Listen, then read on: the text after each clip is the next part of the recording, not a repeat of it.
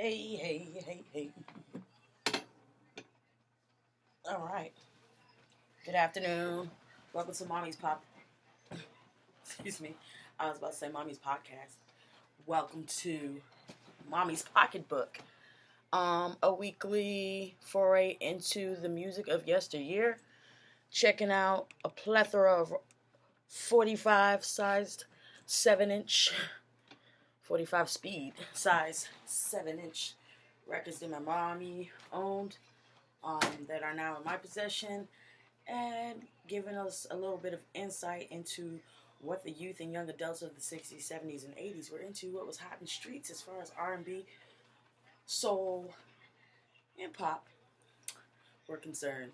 I am your host, Zombie. A pocketbook is what my mother, that was her chosen word for like her purse or handbag, pocketbook. So that's why we call it Mommy's Pocketbook. Because if you ever get a chance to ever peek inside a woman's handbag, purse, tote bag, pocketbook, you can find out a lot about said woman. And finding out her musical taste and her influences by her friends, because some of these records do have other friends and families' names on it, kind of gives you a little bit of insight, or gives me a little bit of insight into what she might have been into back in the days musically. Because I believe that musical tastes can kind of dictate a lot about a person. So, give me 1 second, give you some lighting. I'm looking a little dry. Looking a little dry in here, so we can get some light on me. There we go. Here I am. Anyway, without further ado, we're going to get into the first of 10 randomly selected 45 records out of the stash. We probably have at least about 6 or 7 more episodes to go before we have sampled them all. But anyway, this one we're starting off with today on episode 32 is going to be from the Mad Lads. The Mad Lads are a doo-wop styled, doo-wop influenced R&B group out of Tennessee. So they were signed to Stax in the late 1964 while they were still in high school. Recorded a few R&B hits that never really reached a pop audience. 2 of the members ended up getting drafted in the middle of this, and when they came back, the other original members kind of didn't want them to be back in the band. So, well, at least not both of them. Stax co-owner Jim Stewart, the ST of the Stax operation, kind of forced the reinstatement of the original members, but the only different thing was, by the time they'd come back from serving in the military, the sound had changed a little more from that doo-wop influence to more of a soul funk. So they did end up returning to the top 30 in 1968, though, with a song called Whatever Hurts You. And some of their other hits were Don't Have to Shop Around, I Want a Girl, but their biggest hit was I Want Someone. That is unfortunately not the one we're about to listen to, but like I always say, just because it's not a hit on the charts doesn't mean it ain't a hit in the hood. So this particular Mad Lads record that we're about to listen to is called I Don't Want to Lose Your Love. It is written by the members of the group, John Williams, Julius Green, Quincy Phillips, and Robert Earl Phillips. Let's check it out.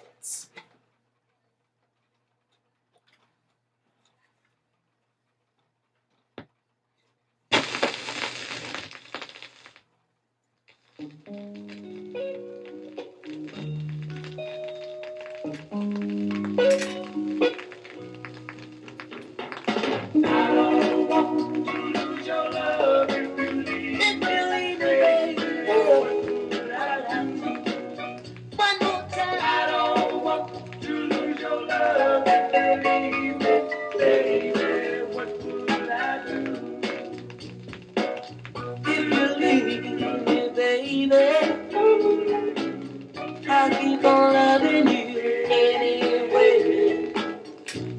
I wouldn't feel bad, yeah. falling on my knees, begging you to stay. Go. I don't want to lose your love if you leave. If you leave me, baby, what would I do? I don't want to lose your love if you leave. Please, baby, no, no, no, no, no. I mentioned that the song was written by the members of the group. John Williams, one of those members, also recorded a solo album for Stax in 1973. So he had joined a group called the Invaders also, which was a militant group inspired by the Black Panthers, sorry, that was especially active in the late 1960s during the sanitation strike that brought Dr. Martin Luther King Jr. to Memphis. So he was an activist as well as a singer. I don't care where you go, as long as I'm your man. Yeah. If you leave me, baby, no, no. I don't want to lose your love. If you leave me, baby, again and again and again and again. Yes, that was the Mad Lads right there with I Don't Want to Lose Your Love. Very nice. I like the little piano elements of that song. Kind of reminds me of Just One Look, and I felt so, there, you get it. Anyway, let's check out the B-side. It is called The 3 Simple Reasons. Again, the Mad Lads. Sweet little girls are made to love. I thank heaven for your love. You're so sweet, oh so nice. You're so kind. Most of all, you're mine. For me, some reason I love you.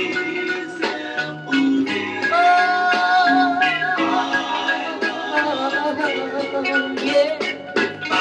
Your understanding, yes, and your wise. Be your people, girl.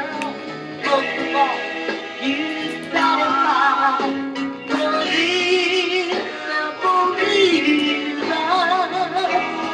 God knows I love you.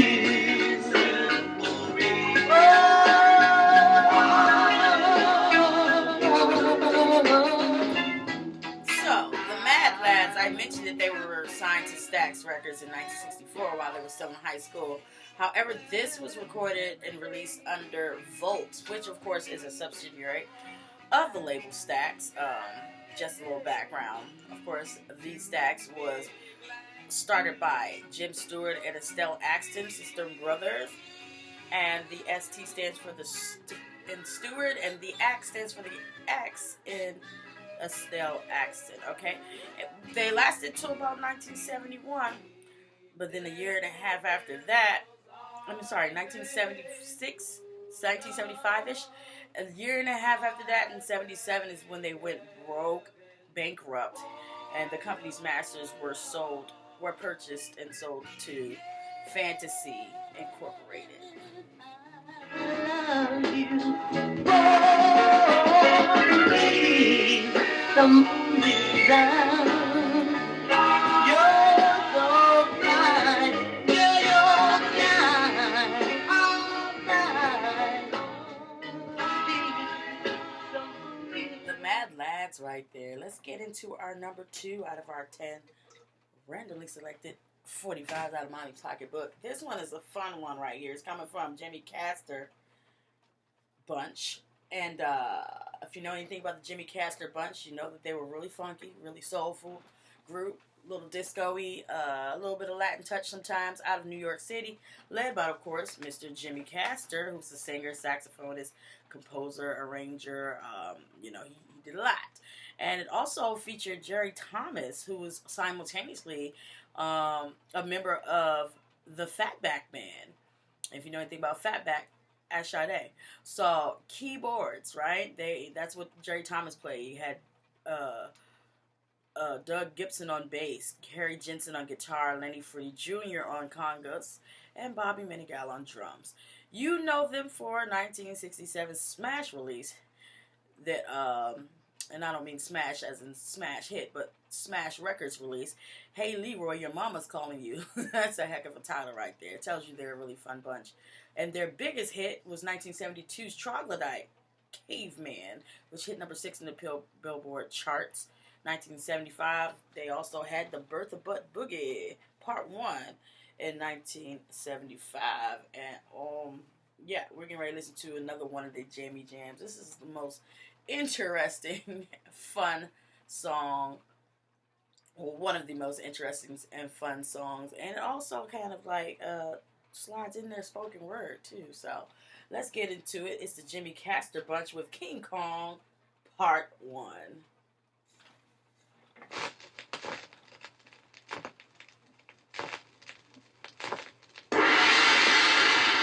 Konosame Kong!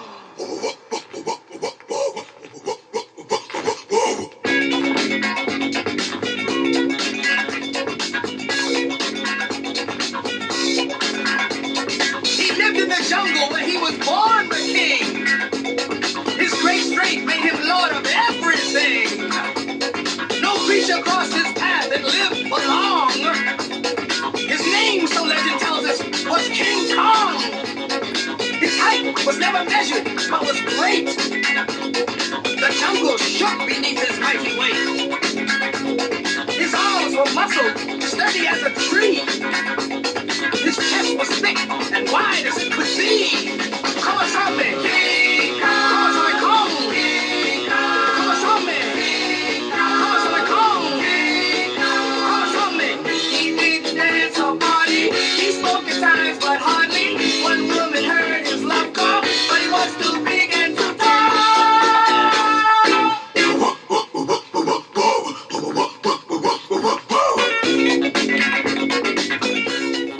That's a wild song right there. That's a wild jam too. Like the energy of the percussion, extra little, it's wild. I love this song. I say all that to say that this is written by Jimmy Castor himself, of course, and along with Johnny Pruitt. Of course, I told you Jimmy Castor is a multi-instrumentalist. Not only did he do the saxophone, but he also did very many other instruments, and he's credited with vocals, of course, and sax, and writing. So Johnny Pruitt was an associate of his that was a songwriter, soul, funk producer as well. Yes, let's get back into this King Kong. Come on, Sunday!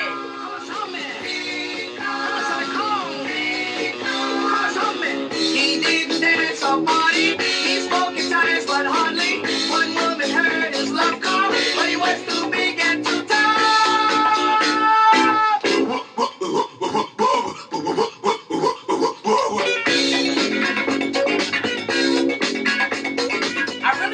I really wish I was in the room when this song was being developed. Like, did it start with the whoop whoop whoop? Or did it start with the story about him? Like, whoop whoop whoop. I don't know. I just love it. His name, so legend tells us, was King Kong. Come on, tell me. King Kong. Come on, King Kong. Come on, come on. King Kong. Come on, come on. King Kong. King Kong. King Kong. Yeah, it sounds like a party to me. And so we're just going to get and keep it with that King Kong Part 1. We're not going to do Part 2, which is just a continuation of even though I'd love to. But we're going to move on to our third song out of Mommy's Pocketbook, and it is coming from none other than B.B. King himself. The king of blues. Let me tell you, the king. We got a lot of kings and queens in music. We got kings of soul. We got queens of soul. Kings of R&B, queens of R&B. King of blues. I don't think we have a queen of blues. Yeah, we got queens of blues. Queens of blues are older than kings. How you like that? Anyway, let's get into this B.B. King. B.B. King, in case you didn't know, was a blues singer, also a guitarist and songwriter. You know him for a whole lot. Thriller's gone. But even before that, the B.B. stands for Blues Boy. Just in case, probably thought it meant like Bernard Brown or something like that. Nope. It stands for Blues Boy. Back in the day, he was a DJ on a radio station called WDIA. You might have heard them mentioned before, breaking other artists in the industry, especially in that Memphis area, for that Memphis soul. So he's from his broadcasting days in WDIA in Memphis. He was dubbed the Bill Street Blues Boy, and so that kind of got shortened to Blues Boy, and then Blues Boy got shortened to just BB. He's often credited his cousin, you might have heard of him, Booker White. Looks like Bukka, but it was pronounced Booker because he was named after Booker T. Washington Jr. Booker T. Washington, and of course his last name was White. Not Booker T's, but Booker White. His last name was White, but his full name was after the great Booker T. Washington. BB credits Booker as his teacher and mentor, and between 1950, Booker is well known in the blues community too, and is part of the Blues Hall of Fame, which he was inducted into posthumously in 1990. Between 1951 and 1985, he's had 74 entries on Billboard's R&B charts. So please don't sleep on BB, especially if you have no idea or no clue because you do not partake in the blues. Everybody got the blues sometimes. Good for you. Let's get into Friends right here from Mr. BB King, the king of blues.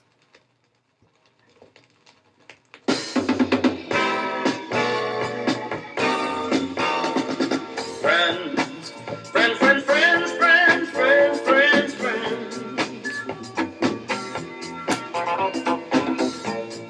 No one really lets you down like a friend. No one can hurt you like a friend. No one can. He never lied. Like a friend. Always have to keep an eye on your close friend. Keep an eye on your close friend. Enemy cannot harm.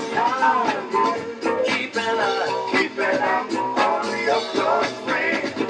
Friends. BB never lied. They always talk about keeping an eye on your friends. Check on your strong friends and all that stuff. So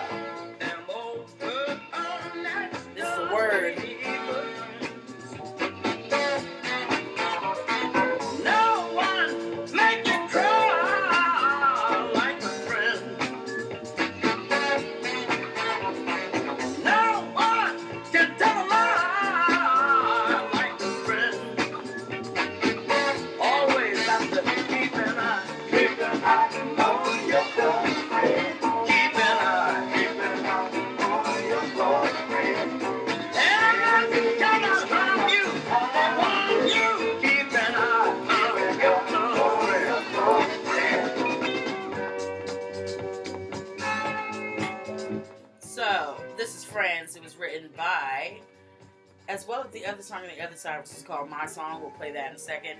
But this was written by Dave Crawford, C-Man, and Will Bulware. Bulware was a drummer, songwriter, keyboardist, and performer, and he was also in an R&B group. So Dave Crawford, songwriter, keyboardist, singer, and producer, for Atlantic, who worked with the Mighty Clouds of Joy also. Candy Stanton, who at one point in time was married to Mr. BB. No, not BB. To Mr. Clarence Carter. So, he also worked with Linda Lydell's, as in Young Hearts Were Free, that in 1976. And What a Man, What a Man, What a Man. That's Linda Lydell's 1968 hit.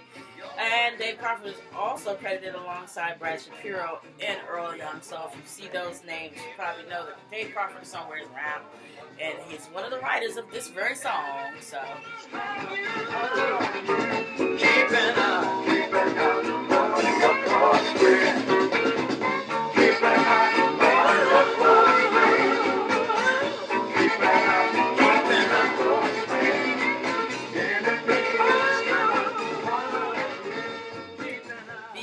Right there with Friends. We're going to flip it on over to the B-side and listen to the other song, which is still written by the same people who wrote the Friends and Will Bulware.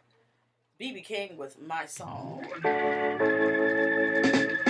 My song usually a song, but I like this song. You've got to sing every line, and be sure your heart knows without.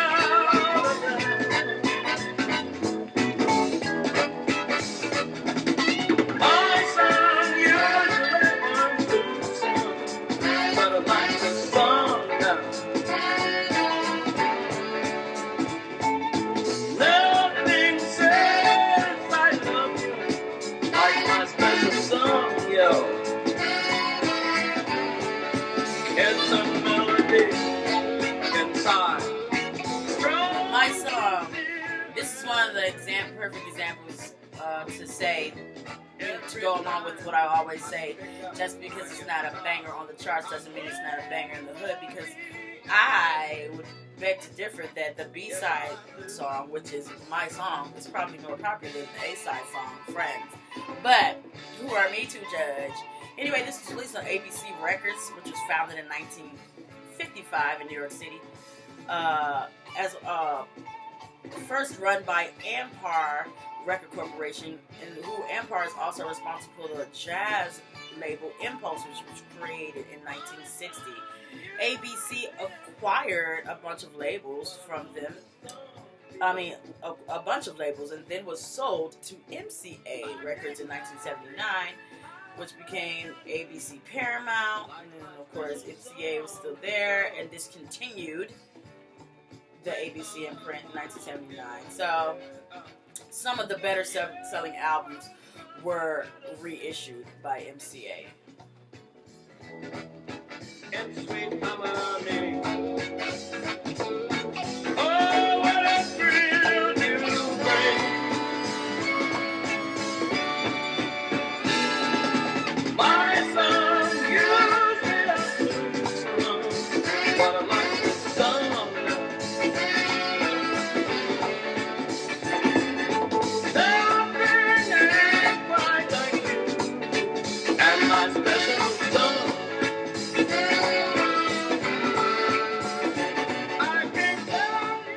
Earlier that you might know Mr. B.B. King for The Thrill Is Gone. I would like to add to that he's one of the few full-fledged blues artists to score a major pop hit when that 1970s smash The Thrill Is Gone was released and crossed over to mainstream success, and he was able to perform that on the Ed Sullivan Show, American Bandstand, and much more. No.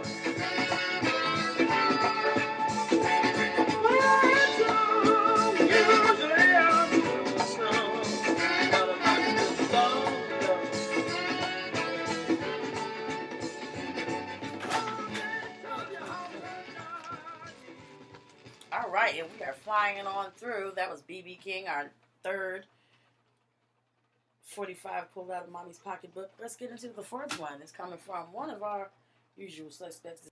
Oops, out of order. It is the Spinners. Let me shine it up a little bit. Little shine. The Spinners. Let's see which one we're going to play first. That one. The Spinners, originally called the Domingos, one of the greatest defining Philly soul groups of the 1970s. And although they formed as a doo-wop group in Detroit during high school, around about 1957, it was Henry Fambro, Bobby Smith, Billy Henderson, Purvis Jackson, that's a name you don't hear anymore, Purvis, and Greg Dixon. They ended up signing with Motown in the mid-1960s. And even though It's a Shame, which is written by Stevie Wonder, became a hit in 1970, Motown didn't pay that much attention to him and dropped him about 2 years later. So, in the 60s, there was It's a Shame over there, Motown. Motown was just like, yeah, I don't know, it's a no for me. Or, it's just not your best work, dog. They Randy Jackson them, not your best work. So anyway, they ended up signing with Atlantic, even though they sing, which is where this one is recorded, in case you needed to see it. Atlantic, even though they seemed like they probably wouldn't hit the big league, and they just took that chance on them, they ended up working with Tom Bell. And if you know anything about Tom Bell was one of the Mighty Three, or the We Three, publishing, which included Kenny Gamble and Leon Huff. So you know they had super duper production and songwriting skills right there. Bell added his detailed production of horns and strings and backing vocals and funky rhythms, and that's why you know them now for stuff like I'll Be Around. That was number 3 on the charts in 1972, also simultaneously number 1 R&B for 5 weeks. 1973, Could It Be I'm Falling in Love, which was number 4 on the pop charts and 1 on the R&B charts for a week. 1974's Then Came You with Dionne Warwick, number 1 for a whole week on the pop charts. 1976's The Rubber Band Man, yes, number 2, peaking at number 2 on the pop charts and staying there for 3 weeks, as well as number 1 on R&B. And also 1980s, Working My Way Back to You, Forgive Me Girl, which hit number 2 on the pop charts for 2 weeks. So they've got a whole lot going for them. Let's get into this one from 1973 that peaked at number 11 on the pop charts while simultaneously holding down the number 1 spot on the R&B charts. It is One of a Kind Love Affair by the Spinners.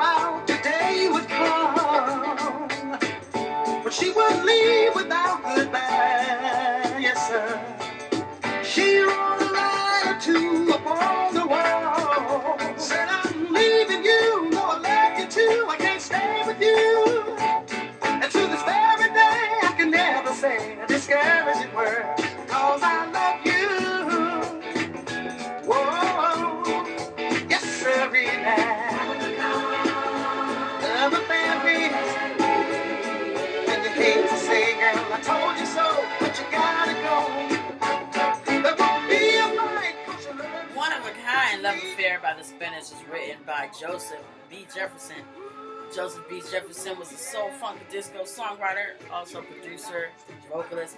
Also, he was a brother of Major Harris, Delphonics, and a cousin of Norman Harris, great producer, songwriter himself. Again, this is 1973 right here, peaking at number 11 on the Billboard charts, and number 1 on the R&B charts for 4 weeks. One of a Kind Love Affair, The Spinners.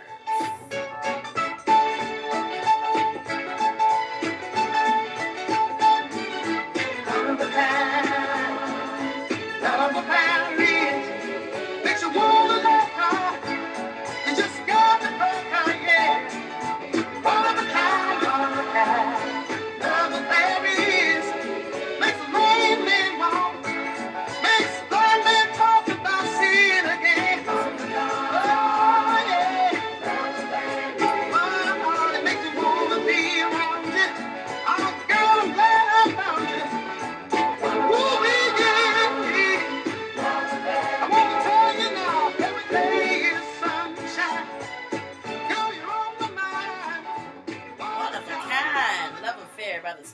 right there. Let's get into our B-side, which is going to be Don't Let the Green Grass Fool You. And ain't that a word? Because sometimes the grass, we've learned that the grass ain't always greener on the other side, but sometimes the green grass ain't really as green as it seems. So let's get into this word with the spinners. It's called the grass. Don't let the green grass fool you. Amen.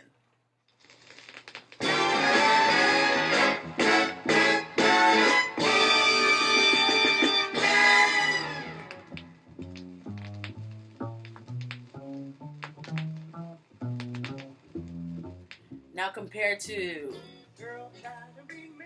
the soul funkiness of One of a Kind. When we didn't have no shoes. Yeah. How we made it downtown to the welfare office. Just me, just you. Took a long time trying to get what we got now, baby. Don't you go away and give it up to no other man. I couldn't understand. Don't let the green grass fool you. Oh no, baby, don't let it change your mind. Yeah. It's gonna be hard trying to start our lives all over. Hey mama, you got the kind of loving that I need. Ah, yeah. And if you ever leave me down in the dumps without a stump to fit my heart, ooh, baby, I don't think I'll live to see a brand new day. I wanna hear you do it to me. Say, don't let the green grass fool you. No. Yes. Ain't that the truth? Because that green grass might just be astroturf. And you know what that is. Fake. Anyway, this song was written by a bunch of Philly soul singers and songwriters. Jerry Akinis, Johnny Lee Bellman, Reginald Turner, Victor Drayton, all out of Philly and all great soul singers and songwriters. Released on Atlantic Records. Atlantic Records started by Ahmet Erdogan, Herb Abramson, and his wife Miriam. In 1947, later joined by Ahmet's brother Nahusi and the music producer, music executive Jerry Wexler. So throughout the years, of course, Atlantic was like a powerhouse in the music industry. Of course, so there were some behind-the-scenes shifts in ownership, with Atlantic being purchased by Warner Brothers 7 Arts at one point in time. Now and then of course morphed into Atlantic Music Group. Today you're going to be checking out Warner Music Group if you're looking for any re-releases and or rights to these particular musics from the Spinners. You're going to have to holler at the Big Daddy Warner. I got action. You know I got passion. I'm saying don't let the green grass fool you. Bubbling over inside me when I tell you, baby, don't let it change your mind. Oh, I can see it here all day, just wasting the time away, thinking about needing you. Just telling you, baby, that right here, girl's where you belong. Come on home, give it to me. Oh, don't let the green grass fool you.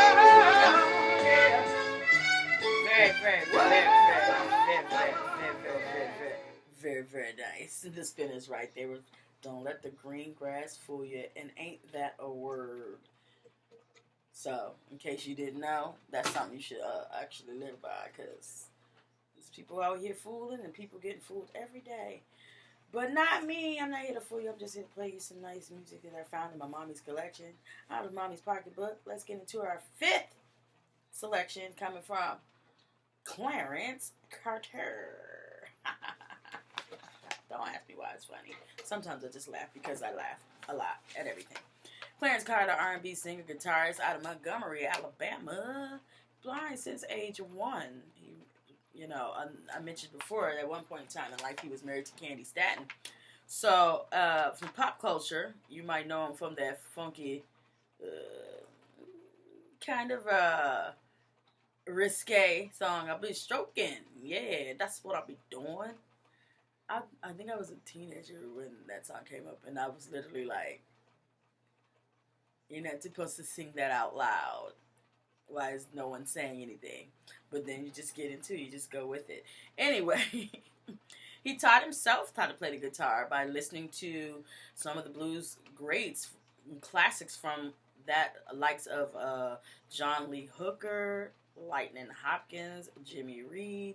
So he taught himself. Remember, I said he was blind since one.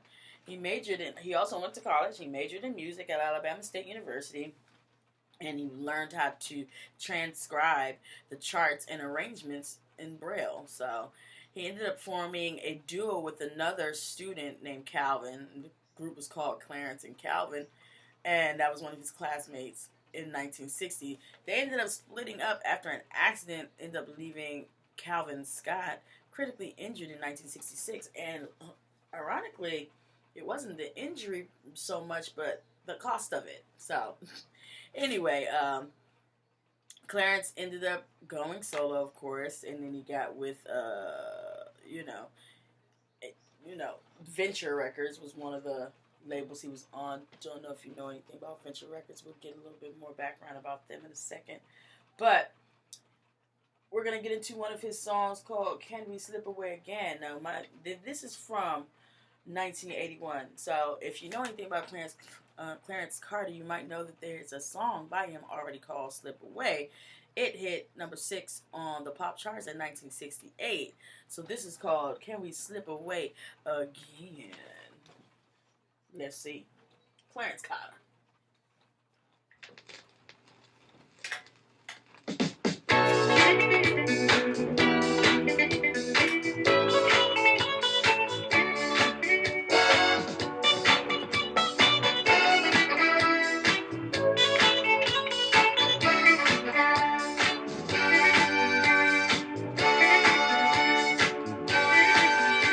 Tell me, I wanna know. I believe it's gonna hurt me so. But it's been worrying me such a long, long time. And it's about to drive me out of my mind. Are you still my woman, my lover, my sweetheart and my friend? But tell me, baby, can we slip away again? Tell me, baby, I wanna know. Oh yeah, I've been yearning for your arms. I've been wishing for all your loving charms. It's been 3 long weeks since I held you tight, and somehow I've got to see you tonight. Are you still my woman, my lover, my sweetheart and my friend? But tell me, baby, can we slip away again? Yeah, baby. Can We Slip Away Again? Of course, Slip Away was written by Clarence Carter, as is Can We Slip Away Again? Another song you might know him for is Patches from 1970. That also peaked at number 4 on the Billboard charts. Other hits he's had: Snatching It Back in 1969, hit number 31 in the charts, and number 13's Too Weak to Fight, which also hit in 1968. Danger ain't my game, but stolen love is my claim to fame. I ask myself time and time again, what would I do if I got caught by your man? Are you still my woman, my lover, my sweetheart and my friend? Well, tell me, baby, can we slip away again? Oh, baby, I wanna know. Tell me, darling, can we slip away again? Yeah. Tell me, darling, I wanna know. Can we slip away again? Yeah. I've been wishing for your love. I've been searching for you. I've been wanting your love. Can we slip away again? Can We Slip Away Again? Clarence Carter right there. Taught himself the guitar. Let me tell you, I'm always inspired by artists who've had to overcome life odds to achieve the greatness that they did, because It's hard enough for people who don't have any physical things to overcome to do things, but to have that and still have that drive and be able to do that is always very, very inspiring. This other song on the B side is also written by Clarence Carter himself. It's called "If I Were Yours."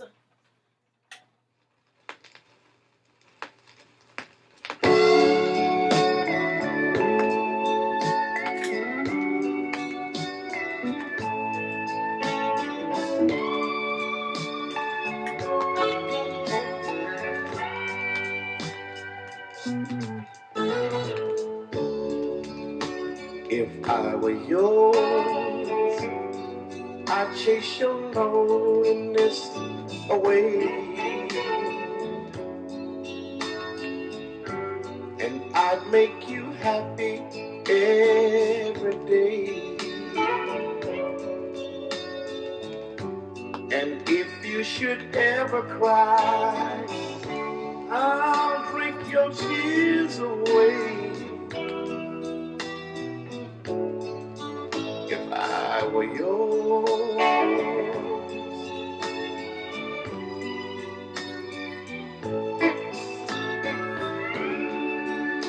if I were yours,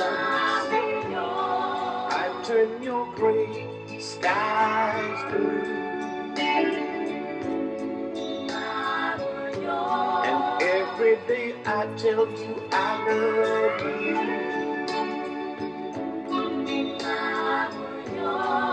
And when you daydream, I'll make your dreams come true. If I were yours, only yours. This is a very, very soothing, nice song. This is brought to you, recorded on Venture Records. If you've never heard of Venture Records, it was a joint effort between producer Tony Camillo and businessman Cecil Barker. Tony had of the partnership had extensive musical background and hit record credits with Motown, Roost, Hot Wax, Invictus. So, hello, he's got Detroit sound, he's got Southern soul, Memphis sound experience, and was also a major factor in his involvement in this business venture. Excuse the play on words, as the record label is called Venture. He also worked with Gladys Knight when she was on Buddha Records, and even Frida Payne when she was on Invictus. So, the Venture's first release was a song called Murphy's Law by a Canadian duo called Cherie. Anyway, that's a little bit about Venture Records and the home of Clarence Carter. If I were yours, I'd be so proud. If I were yours, I'd shout your name out. If I were yours, girl, I'd like to. If I were yours. All right, we are flying through it. It's only 45 minutes into the program, and we are already hitting number 6 out of our 10 records chosen from Mommy's Pocketbook at random. This is super random because we're going from Clarence Carter to none other than the most famous legs in the world, Tina Turner. Okay. Tina Turner. This is released on United Artists Records a week back in the day. Also, Wilma Septa. Make sure we give Tina Turner her flowers while she is still here, because she is very well alive and kicking and still looks good. Not even if she didn't, we got to give her respect, dude, because she endured a lot to give us that soulful, thick, rough, but awesome voice that she have, and her performances. Hello, you can't shimmy like Tina. Anyway, you only think you can. Anyway, born Anna Mae Bullock in Nutbush, Tennessee, back in 1939, rock singer, actress. She's written books. You know, she had that blues, like I can't really blues soaked voice is what some people say. Often referred to as the queen of rock and roll. I told you we got a lot of kings and queens in our soul R&B and all our black music in general. We got a lot of kings and queens. Anyway, she began her career in the 1960s with her husband at the time that she got married to, Ike Turner, of course. You're Ike and Tina Turner and the Ikeettes, that's the background singers, yada yada. They ended up, of course, separating eventually after many years of abuse, which you might have heard of documented in her autobiography, I, Tina, as well as the movie What's Love Got to Do with It. Anyway, once she broke away from that toxic, traumatic relationship, she embarked on her solo career. And since then, you know, she's become a legend. Let's listen to one of the songs before that time, when they were still laying down that funky sound together, Ike and Tina Turner. This is Ike and Tina Turner with Sexy Ida. Do you know her? Well, let's get to know her.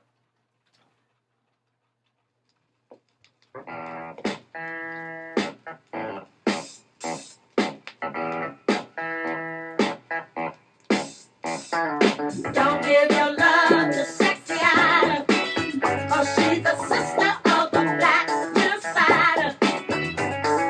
Don't try your love on Sexy Ida. You might as well try on some spider. She's got this long black hair, and it's hanging all down her back. Long black pretty legs, and she walks just like a cat. Hypnotic eyes and a stacked up love sack. She not only wants your love, she wants your life after that. Don't do it. Don't give your love to Sexy Ida, 'cause she's the sister of a black widow spider. And you got to try. Don't try your love to Sexy Ida. You might as well try some spider. And she's got a keen side there with satin she's love. And you never won't leave, no. Wherever long she will, but I tell you now, don't give your love to Sexy Ida, 'cause she's the sister of a black widow spider.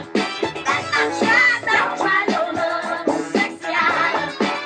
You might as well try some spider.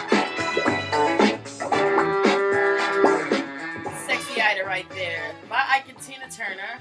Sexy Ida was written by Tina Turner, of course, produced by Mr. Ike Turner, along with Claude Williams and Gerhard Augustine, who's a German producer and owner of Gamma Rock GmbH.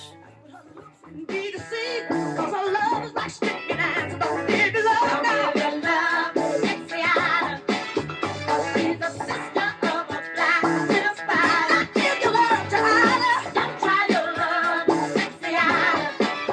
You might as well.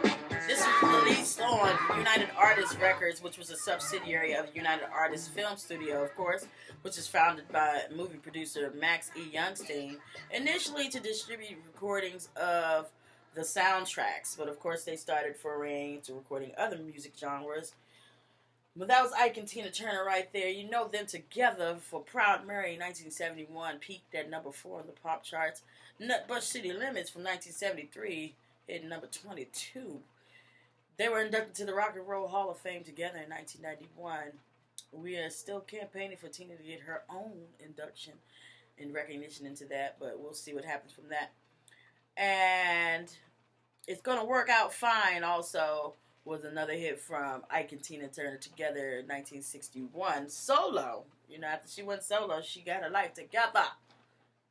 And got our life together out in these dance floors and these charts with songs like Let's Stay Together, her rendition of it, in 1984, which peaked at number 26 on the charts. 1984's What's Love Got to Do with It? Hello, number 1 for 3 weeks on the charts. 1985's Pravadanza, which peaked at number 7 on the charts, and one of my favorites from the Mad Max Beyond the Thunderdome movie, We Don't Need Another Hero. That's my song. Anyway, from 1985, it was number 2 held the number 2 spot for 1 week. and the pop charts. And of course, one of the songs that you hear on a lot of promos and things for a long time, HBO used as a promo. Simply the Best. Song's just called The Best. That peaked at number 15 in 1989. That's Tina Turner. Again, give Tina Turner her flowers, because she is most definitely still here and deserving.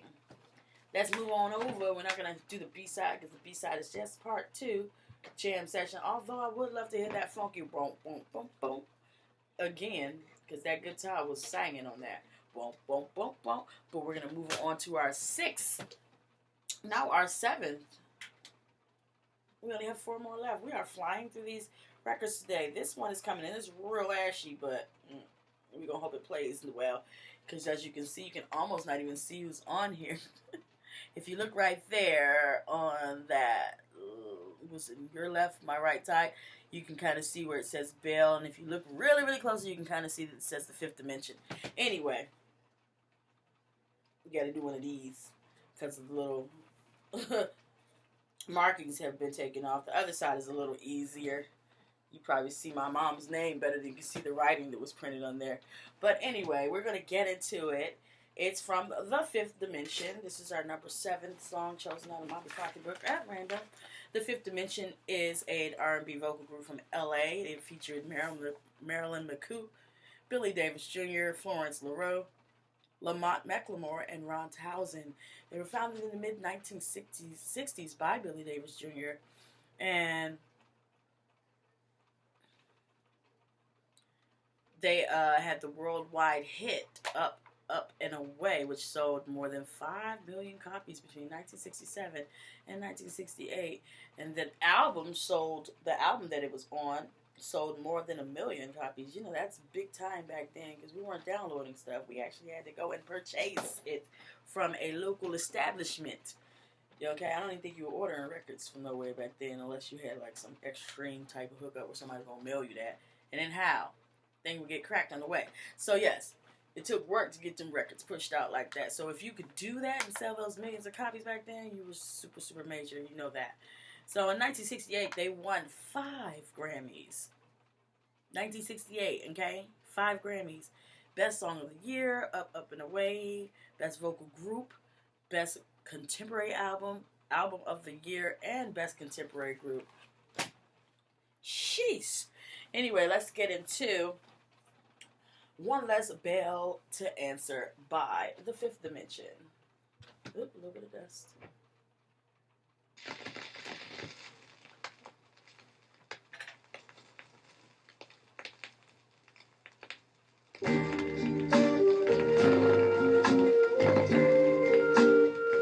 If this doesn't give you any Baccarat David feel, then I don't know what does. And yes, it was written by the writing duo of Burt Baccarat and Hal David.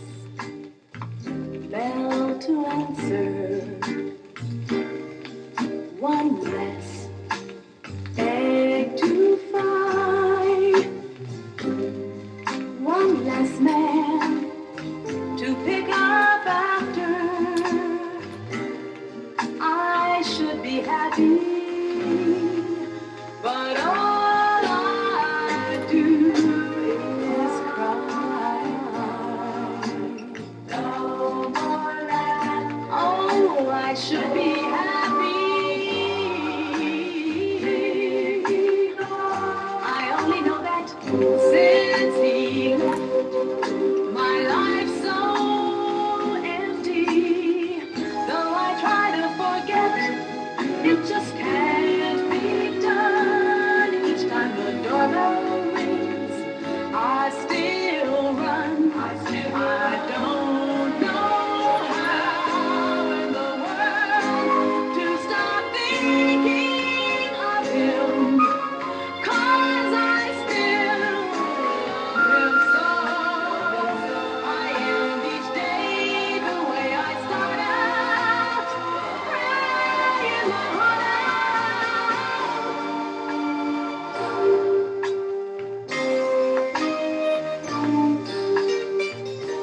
Very, very, very nice. If you know anything about Burt Baccarat and Hal David together, you know they've got lots of bangers for different people. Dionne Warwick. It's just so many. My mind's clouded right now, but that was a superb songwriting duo back then, and they're the ones responsible for the song One Let's Go to Answer.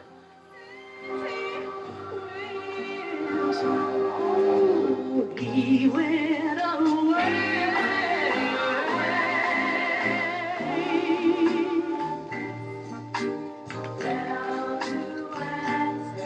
Why did he leave me? I've got one less egg to fry. One less egg to fry. And all I do is cry.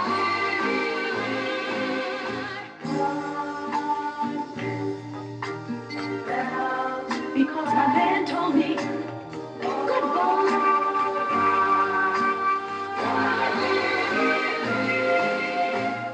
Somebody tell me, please, where did he go? Why did he go? Tell me, how could he leave me? Very wonderful, very beautiful. One Last Bell to Answer, Fifth Dimension right there. Again, written by the Burt Bacharach and Hal David.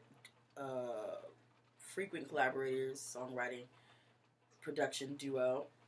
We're going to listen to the B-side now. It is called Feeling All Right. Again, it is the Fifth Dimension.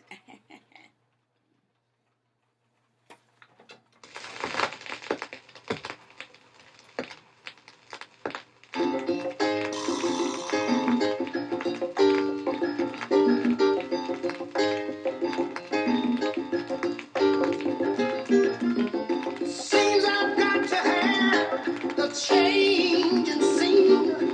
Every night I'm having the strangest dreams. Imprisoned by the way it should have been. I left here on my own, though it seems like I've got to leave before I start to scream. Someone locked the door and took the key. Now is it all right? Uh-huh. I ain't feeling that good myself now. Oh no. Is it all right? Uh-huh. I'm gonna feel that good myself now. Oh yeah. Now where far you took me? Feeling All Right was written by David Mason, who was an English songwriter and guitarist. He was also co-founder of the seminal group Traffic, who were inducted to the Rock and Roll Hall of Fame in 2004, okay? And he was briefly part of Fleetwood Mac during the 1990s, so you get the vibes, you feel the vibes. If you know anything about Fleetwood Mac, a little funky, a little jazzy. Oh, earring. Starring. I lost my earring. So, if you know anything about Fleetwood Mac and the group Traffic, then you kind of get the vibes behind the production and writing of this song. Feeling All Right. Fifth Dimension.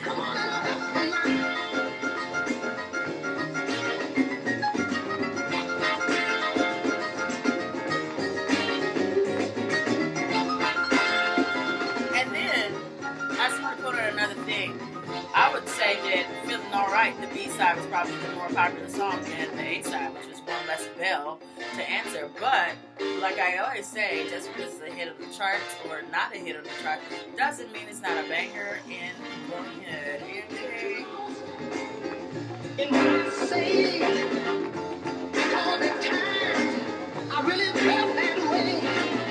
But that was then, and now it's too late. I can't get off, so I guess I'm here to stay. Till someone comes along and take my place. With a different name now, and a different face. But I'm feeling all right. Uh-huh. I ain't feeling that good myself now. Feeling all right. Uh-huh. Oh, I wanna feel that good myself. Yeah. the Fifth Dimension were on a record label called Bell Records. Bell was purchased from the owner, Benny Bell, by Arthur Shimkin in 1952. Shimkin became the president of the label, and the head of R&R was a guy called Morty Pulitz. Then the music director was Cy Oliver. The earlier days of Bell, they recorded a lot of popular music and comedy that kind of fizzled out in the 60s, and it was being sold by a Dutch company at that time. So it's said that you'll find a lot of music from Bell released in the Netherlands. Anyway, so the 70s came along, and then we got this nice little groovy, funky music right here. And some of the artists you would have found affiliated in the 70s with Bell were the Partridge Family, David Cassidy, Solomon Burke, Barry Manilow, the OJs before they got into their Philly soulness with Philadelphia International, Susie Quattro, Tony Orlando, and Don Melissa Manchester. Eventually turned into Arista Records. So there you have that in that order. That is our number 7 out of our 10 records chosen from random from Mommy's Pocketbook. That was the Fifth Dimension. Let's get ready to get into our 8th. We have 3 more records to go through for this episode. Our 8th is coming from, guess we just mentioned them, Philadelphia International Records, Mr. Billy Paul from Philly, of course. He's an R&B singer who had been recording since the 50s on Jubilee Records. He was featured on radio broadcast. He had been featured on radio broadcasts at the age of 11. He had extensive jazz background. He worked with Diana Washington, Miles Davis, Roberta Flack, as well as Charlie Parker. And then he formed a trio when he was back in those Jubilee days and, was recording songs. He hit big when he signed with Philadelphia International in 1971. His biggest hit is the one we're about to listen to, which spent 14 weeks on the Billboard Pop charts, peaking at number 1 and staying there for 3 weeks, while simultaneously hitting number 1 in the R&B charts, staying there for 4 weeks, is Billy Paul with Me and Mrs. Jones. I don't know why I had to sing it, but I had to sing it. Me and Mrs. Jones, Billy Paul.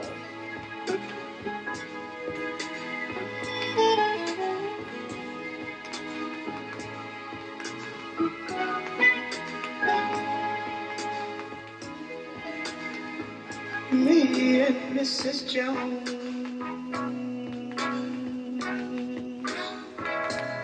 we got a thing going on.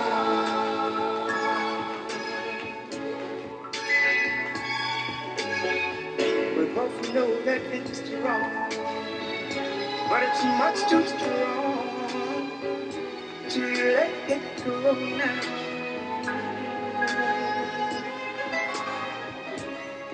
We meet every day at the same cafe, 6:30. And no one knows she'll be there. Holding hands, making all kinds of plans, while the jukebox plays our favorite song. Me and Mrs. Jones, Mrs. Jones, Mrs. Jones, Mrs. Jones, we got a thing going on. Definitely had a thing going on, and that thing was churning out a wonderful, wonderful rendition of a banger written by Carrie Gilbert and Gamble and Huff. Yes, Gamble and Huff were not just music executives, they were also a songwriting production duo, legendary soul funk disco producers and songwriters, founders of the Philadelphia International Record Label in 1971. They were credited with creating this Philly soul sound that you're listening to, with the lavish strings and funky soul bass lines and things like that. They were credited with making that sound in the 70s. And they've written and produced 175 gold and platinum records, inducted into the Rock and Roll Hall of Fame in 2008. Oh my God. They are the best. Kerry Gilbert's no slouch, another co-writer of this song from New Jersey. They called him Hippie. He was an old friend of Leon Huff's before Philadelphia International Records blew up, and he wrote for many of the other Philadelphia International recording artists, like the song "Don't Leave Me This Way." That's all. So yes, Me and Mrs. Jones, written by awesome dynamic producers and writers. Well, it's time for us to believe. It hurts so much inside. Now she'll go her way and I'll go mine. Tomorrow we'll meet the same place, the same time. And Mrs. Jones, Mrs. Jones. The self-echo. Take going home. Yes. We gotta be extra careful. We can't afford to Me and Mrs. Jones right there. Like I said, 1972, that was his biggest hit. On those charts for 14 full weeks, peaking at number 1 for 3 weeks on the pop charts, and number 1 on the R&B charts for 4 weeks. Another top 10 single that he had was called "Thanks for Saving My Life." In 1974, that was 37 on the charts. And Mr. Billy Paul stayed with Philadelphia International Records through the mid-1980s. And then he recorded for another label called Total Experience in 1985. And Ichabod Records also. Let's listen to the B-side. The B-side got some powerful songwriting capabilities on it. Not capabilities, but abilities on it as well. This is called Your Song. It's Billy Paul, written by Sir Elton John and Bernard Taupin. Give Elton John his flowers while he's still here also. Your song. It's a little bit funny, Lord. It's feeling inside. I'm not one of those who can easily hide. I don't have much money, but boy, if I did, I'd find a bigger mansion where we both live. If I was a sculptor, Lord, but then again, no. Oh, Marilyn Potions in a traveling show. I know it's not much, but it's the best I can do. You gave me a gift, Lord, and I'm gonna sing it for you. And you can tell everybody that this is the song. It may be a quite a simple, but that's how it goes. I hope you don't mind. I hope you don't mind when I go down in words.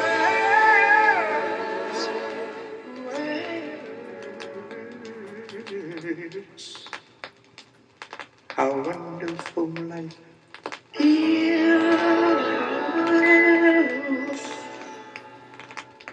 when you're in the world.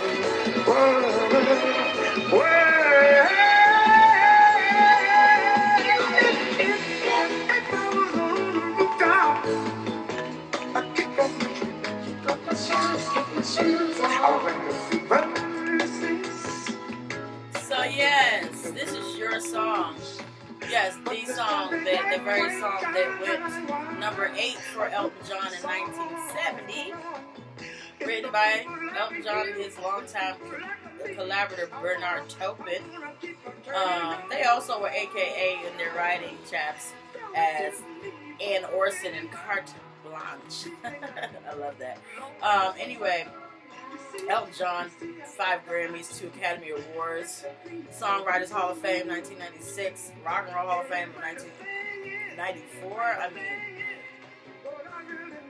and Bernard Taupin, awesome lyricist. Yes, this is the very same Your Song that Elton John sang, but in a different way. So it might hit in a certain way and not hit in another way, or hit in two different ways. So fascinating to kind of like observe that, because this is not the rendition that Elton John sings. He sings a little more.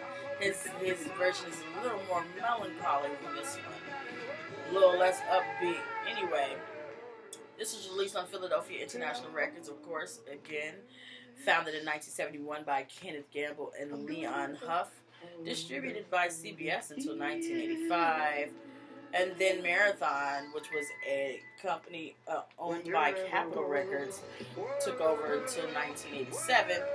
Further, you're going to have to holler at Sony Music Entertainment for reissues and compilations, etc., which was done by subsidiaries of Sony Music Entertainment, Epic, and Legacy Recordings.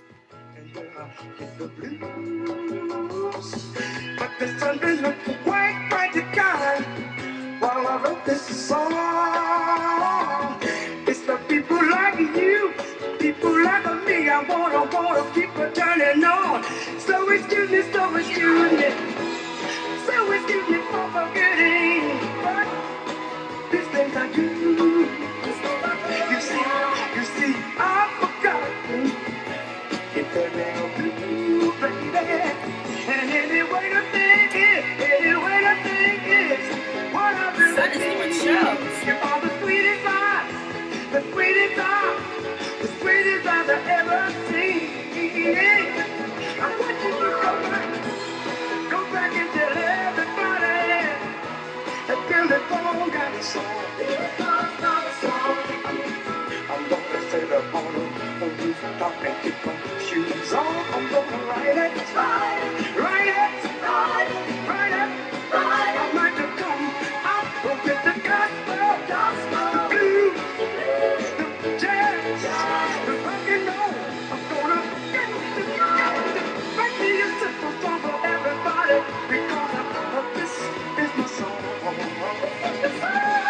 It may be a quite simple, but that's the way it's done. I said he stayed with Philadelphia International Records, Billy Paul that is, until the mid-1980s. He recorded for two other labels. In 85, he retired in 1989 to London. And during that time, early 90s, he did some occasional club dates in America and overseas. Also, back in the heyday when me and Mrs. Jones was popping off, he received the best male R&B vocal performance Grammy in 1973. So, boom. Hope you don't mind. Billy Paul. We're about to get into a super party star in a second. This is our 9th record chosen out of Mommy's Pocketbook. We have one more after this. This one is coming from a super party star right here. It is Mr. Rick James. Rickolas James. No, I'm just joking. That's not his name. Rick James, who is a singer, multi-instrumentalist, composer, producer. Remember Party All the Time? Eddie Murphy. Guess who produced that? I think he wrote it too. Rock Jams. So awesome. Anyway, formed his first band in the 1960s with future Steppenwolf member Nick St. Nicholas, who they initially called the Sailor Boy, but soon changed their name to Minor Birds. Anyway, they also formed a blues band. He also formed a blues band called The Mainline, and was singing and writing in The Great White Cane. In 1977, he formed the Stone City Band. On some of his records, you might see it, Rick James, and then you see Stone City Band, because that was his band too. It wasn't just Rick James, but Rick James, Stone City Band. So their first album, Come Get It, hit number 3 on the R&B charts. And this particular song that we're about to hear from that went gold. And it hit the charts at number 1 in 1978, July to be exact, and number 1 in the R&B charts for 2 weeks. It is written by Mr. Rick James produced by Mr. Rick James, and arranged by Senor Richolas James. No, I'm just joking. Rick James. It's You and I. Let's get it.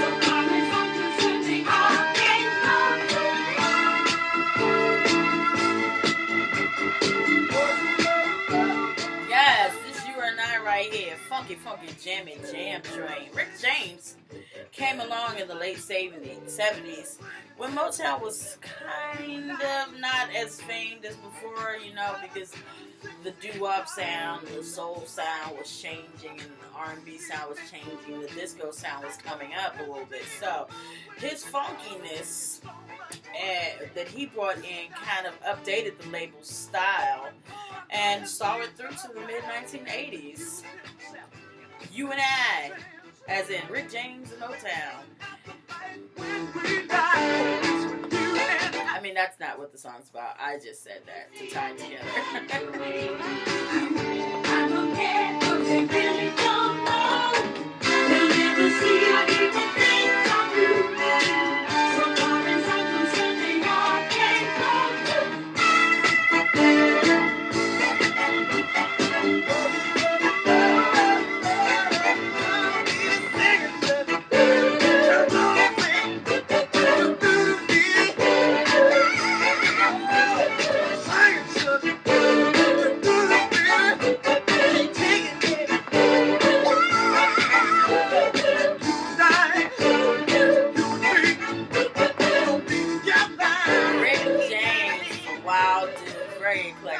Very energetic and just very, very, very unique. I hear that if you have not seen the Rick James documentary, that you definitely need to. I have not seen it yet, and I do feel like I definitely need to. I can't big up the network that's on because I'm not getting paid to do any of those things, and sure, I won't. Even though sometimes I do, but I won't, because you never know. Somebody might block you just for that. The copyright goons come for you anytime. And I ain't making any money for this. I just want to share it with the people. That's it. But they don't want it to be shared unless somebody's making money. So anyway, that was Rick James. Also produced along with Art Stewart. But Rick James, yes. Let's get into the B-side. Also written by Mr. Rick James. It's called Hollywood.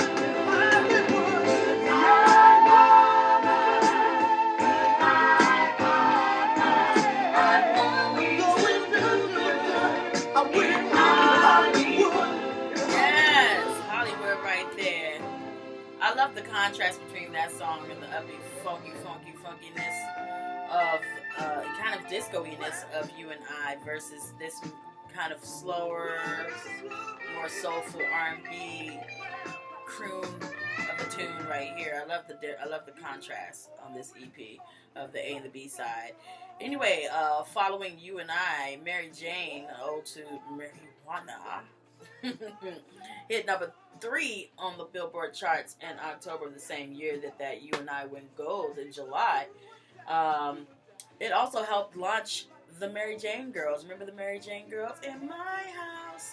Rick James was responsible for that collaboration.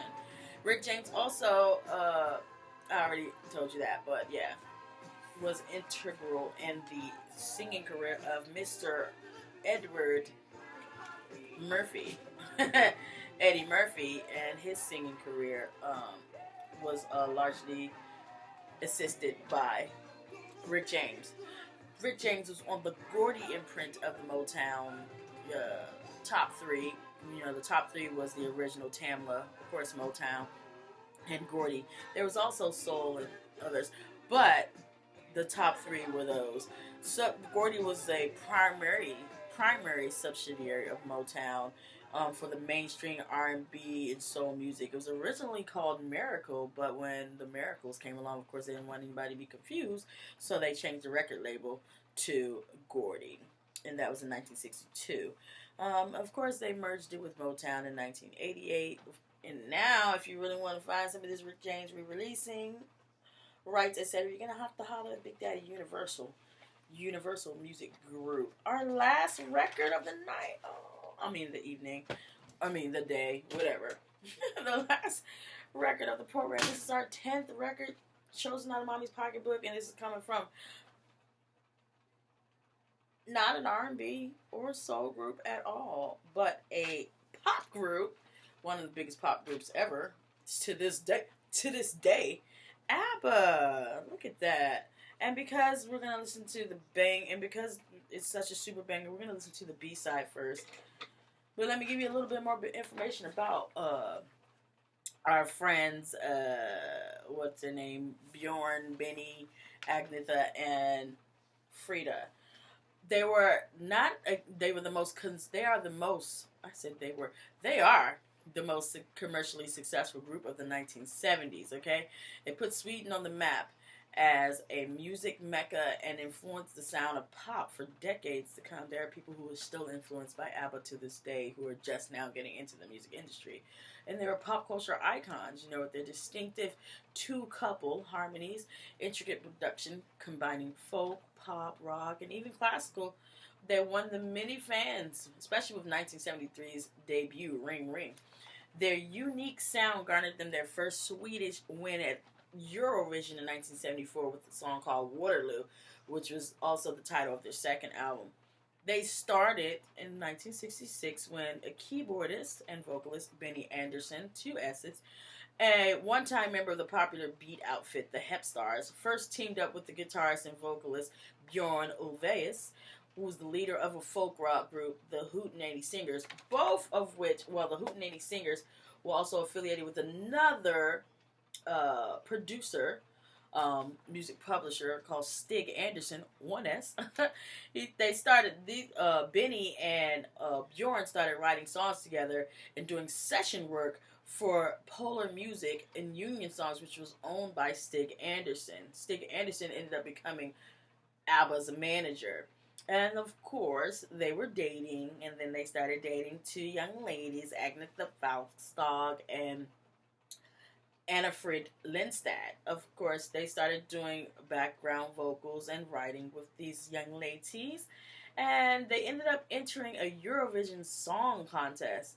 And at the time, they weren't called ABBA; they were called by their names: Bjorn, Benny, Agnetha, and Frida.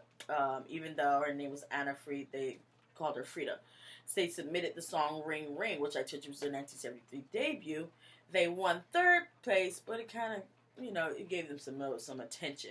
So, the next year, they entered again, and they won. For the first time, a Swedish outfit had won that competition, and that was with the song Waterloo, okay? Which also crossed over to American charts and spent 12 weeks in the charts, peaking at number 6. We're about to listen to the B-side of one of their biggest songs. It's called That's Me. It's written by the group Bjorn, Benny, Agatha, and Frida, otherwise known as ABBA. We're listening to the B-side of the EP first. It's called That's Me by ABBA.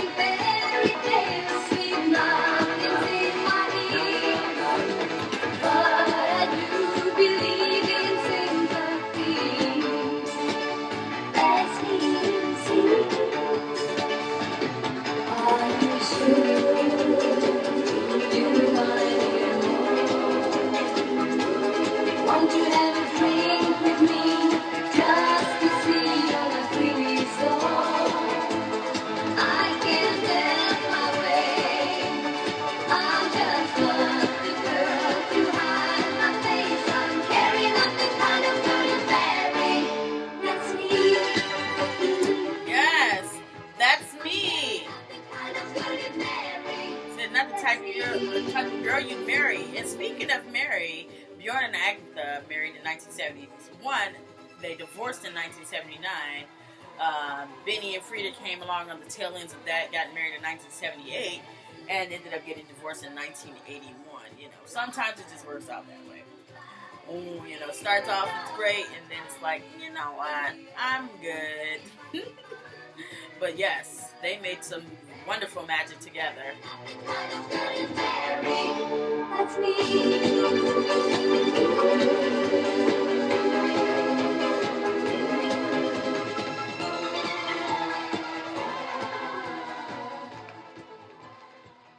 And we've come to the end. But before we say goodbye, we're going to listen to the A-side, which is the absolute banger of the two and one of the most biggest songs of ABBA. It is none other than The Dancing Queen. Written by Benny, Bjorn, and Stig, the manager, who was also a songwriter as well as a manager and publisher of the music.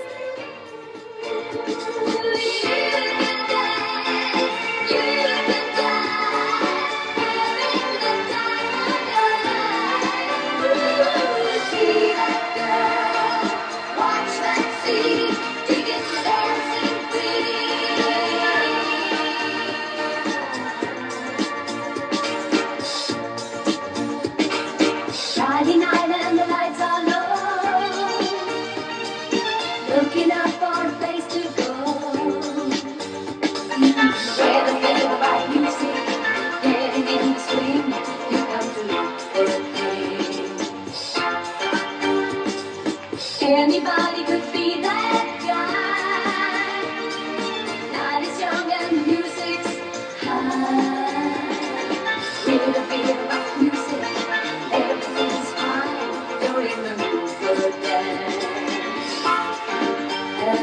you get the chance, you are the dancing queen, young and sweet, only 17. Dancing queen, feel the beat from the tambourine. You will dance, you will drive, living the time of your life. See that girl, watch that scene, she's the dancing queen.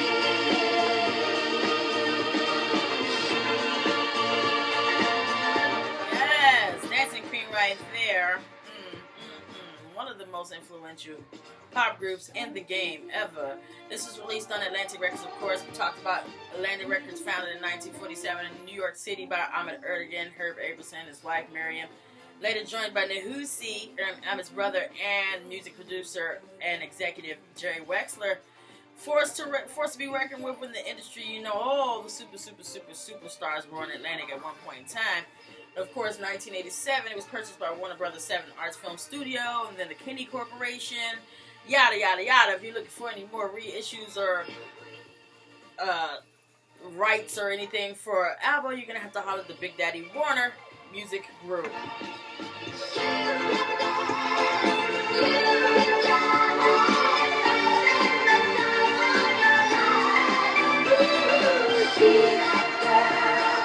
Watch that scene, singing the dancing queen.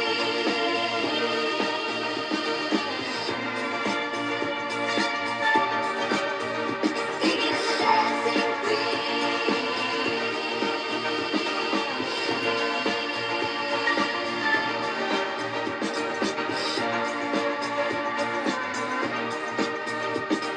That's a pretty dope song to make our exit on. This has been Mommy's Pocketbook. This was episode 32, where we take 45 records out of Mommy's Pocketbook to see what was happening, what was hot in the streets, what were the youth and young adults into in the 60s, 70s, and 80s. That was our last song. Thank you for tuning in. As usual, if you didn't catch it live all the way, you can, or you don't have time to listen to it, you miss it on here on the platform Twitch, you can always find it later on YouTube at Kane Dizzle. Thank you for coming through. See you next time.